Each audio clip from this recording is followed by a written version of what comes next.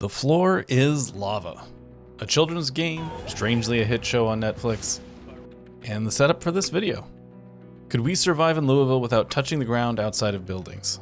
The setup for this was fairly simple. I created a sandbox world with high population and no respawn. Due to the amount of building I would do, I went with the carpenter profession, and a fairly normal smattering of traits. Taking the smoker trait was a bit of a gamble, as finding cigarettes would be tricky. In order to give the run a goal, I decided that an artifact that could save humanity is stored in the Louisville Art Museum, and we must make our way there in order to win. To facilitate the challenge, I have also given my character a hammer, a screwdriver, and a saw to start the game with. I began in an office. The first office had a bourbon bottle in the drawer and an empty mini fridge along the wall. I found some matches in a different desk drawer. Crossing the hallway, a few bookshelves with a smattering of books that were dubiously useful. In the next office, I found a pair of scissors, which would have to do as my weapon for the time being. After checking a few more offices, the gamble that was taking the smoking trait paid off when I found some cigarettes and matches. Slowly, I made my way through the building I found myself in. The break room contained a very limited amount of food. I found a briefcase in an office giving me a little bit of extra carrying capacity. While going to refill my water, I stumbled across my first zombie in a room that I'd already looted. He must have wandered up here while I was away.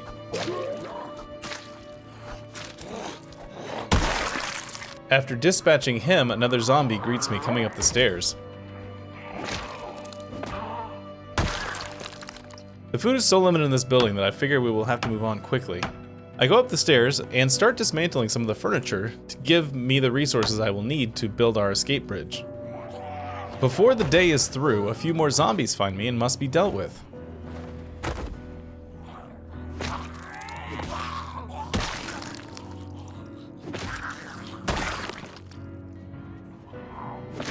After dealing with these zombies, I stumbled across a utility room that I had missed previously. It contains an extremely damaged crowbar and a wrench. It is at this point that I discovered a quirk in the way that the building system functions. If I'm trying to place a floor tile out an open window from the inside, the game lets me do this if the window is on the north or west side of the building. However, if I attempt to place it out a window on the south or east side of the building, it isn't allowed. When I step out on the bit of flooring I made, I finally realize where we are. We're across the street from the downtown police department. Getting in there will be a lot of work. For now, however, it's sleep time, so I block a door with a chair and sleep on the couch in one of the offices. In the morning, while I'm collecting the materials I need to build a bridge across the road, a large group of zombies show up.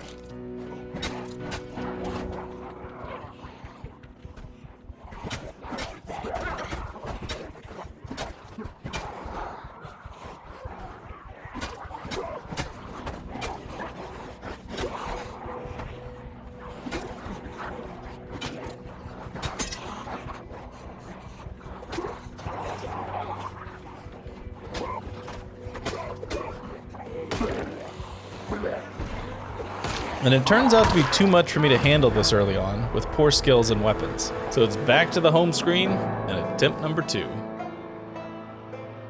I spawned in some sort of industrial kitchen. Stepping out of the kitchen, I was greeted with a large cafeteria-style room with a large LSU logo on the wall. It didn't take much brain power to figure out that I'd spawned in the dining hall of Louisville State University. While I wasn't super familiar with this part of the map, I knew that the dorms were close, and they would be a good place to work through the first couple of days if I could get there.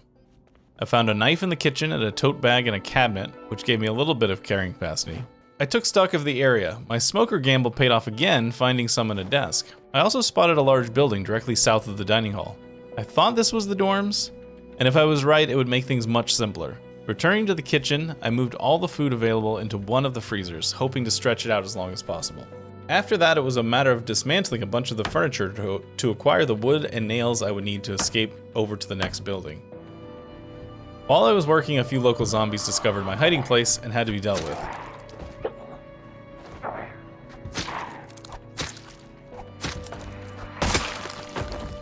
One of them brought me a satchel, and an army man zombie brought me a pair of military boots for stomping purposes. Rather than attempt a crossing in the evening when I was tired, I used some of the furniture on the second floor to build a barricade at the top of the stairs. Then I took to one of the couches for an uncomfortable night's sleep. In the morning, I finally took the first step outside the window to start the first bridge. I could hear the zombies below starting to bang on the door to the dining hall, so I retreated back inside to go meet them and dispatch them.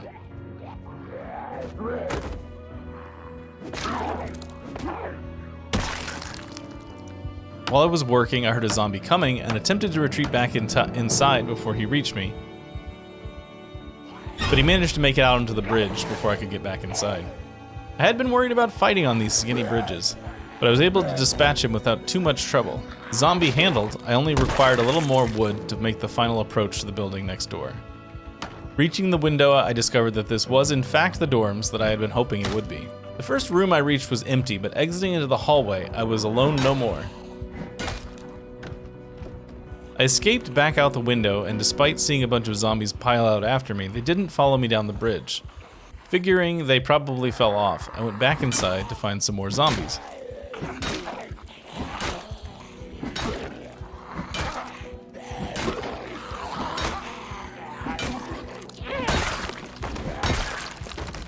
Going back to the dorms, it turned out they hadn't fallen, but they'd gone back inside the dorms. I attempted to smash them as they came out the window, but got shoved over and scratched for my trouble. Pushing back into the dorms, now with a slight limp, I settled in for a fight. The zombies were kind enough to come mostly one or two at a time.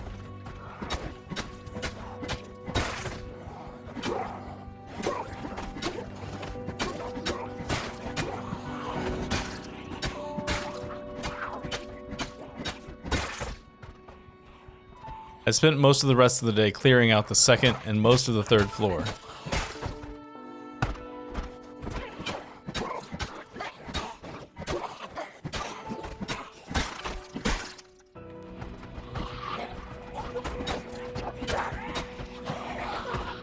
If you're enjoying the video, why not subscribe and join the messy dorm room that is this channel.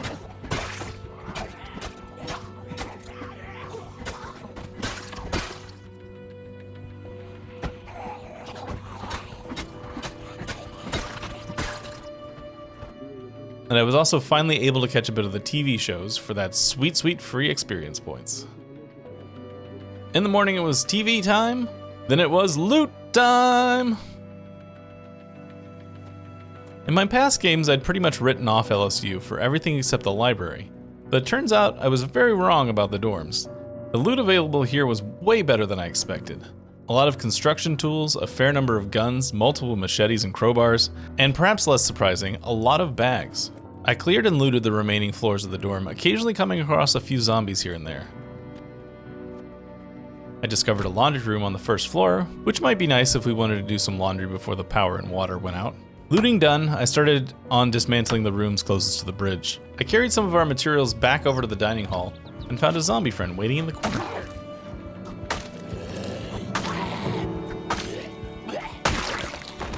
The next morning was foggy, and after TV time, I returned to the dining hall to begin my next bridge across to the library.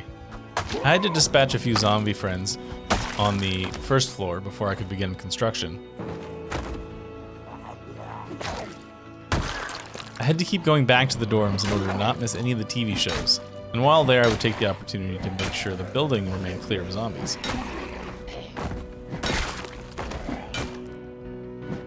I also dismantled more furniture for nails and wood. After much back and forth, I finally made it to the library. I was actually surprised with how few zombies I discovered in the area. Returning home, I decided to change backpacks. I had been torn on which one to use, as the big hiking bag had slightly larger capacity, but the travel pack had a higher weight reduction. I went with the obvious answer. Which one looked cooler?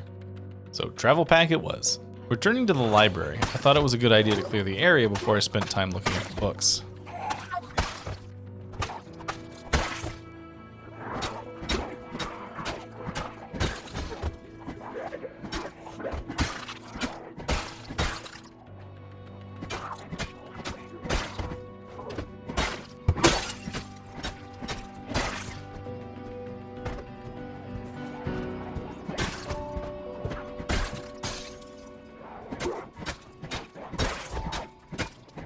The constant back and forth from the dorms to the library in order to not miss any of the TV shows was getting a little bit annoying, but we only had a couple of days of TV left. I also decided it was time for a laundry break. My time spent in the library was mostly about collecting the various magazines. One of the mods I was running, Scrap Weapons, had a fair number of skill magazines to find. I had thought there was a craftable sledgehammer as part of this mod, but I haven't found it yet, so I think I may be mistaken on this.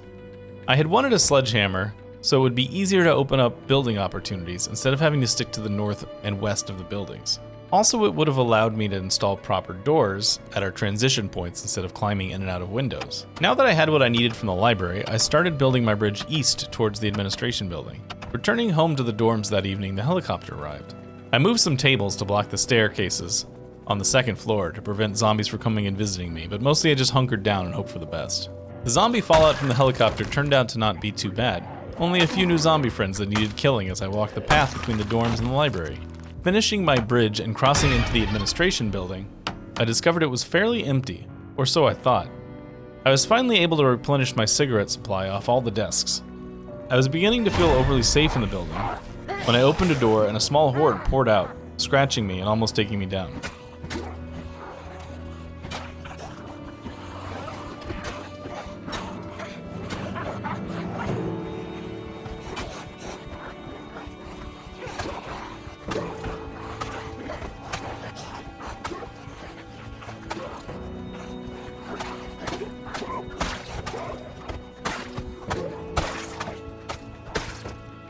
I met another sizable horde in a conference room a bit later.